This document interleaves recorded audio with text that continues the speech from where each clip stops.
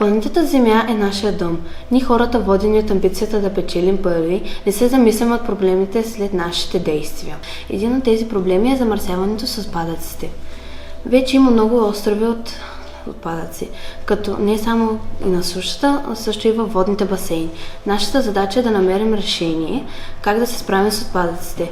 Нашия отбор по роботика Power Vortex от Средно училище Панайот Волов, град Шумен, се опитваме да намерим решение на този проблем. Участниците Лора, Пламена, Кристиян, Цвета, Симона и Дилек, подпомогнати от ментора Мария Желязко. Намерихме решение как да се справим, като намерихме проекта Waterco и BoxBeam в борба с отпадъците. Чрез създаването на прототипи роботи, които да почистват морското дъно самостоятелно и да разпределят боклуците в тяхните депа, ние знаем, че ще променим нагласата на хората. В една шепа пръст или една шепа пясък, погледната под микроскоп, повечето от половината са много малък парченца от пластмас.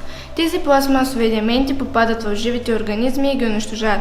Така с един свърен боклук ние не само замърсяваме, но сме причина за унищожаване на други живи организми. Затова ни хрумна идеята да си направим робот, който да събира отпадъците, да почиства морското дъно и да ги разпределя по категории. Използвахме кадастрон, за да пресъздадем морското дъно, винилово поле за основа на депото и морското дъно и използвахме комплекта Lego Mindstorm, за да създадем нашите прототипи.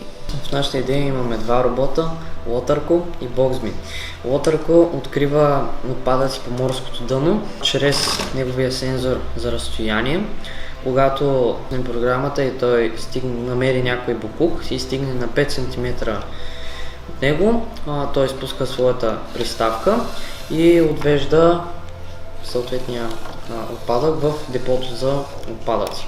Идва ред на следващия робот, BoxBeam, който разпределя отпадъците по съответните депа. Той има сензор за допир, чрез който пускаме програмата, и сензор за цвят, с който да разпознава цветовете на на нашите отпадъци и да ги отвежда в съответните депа.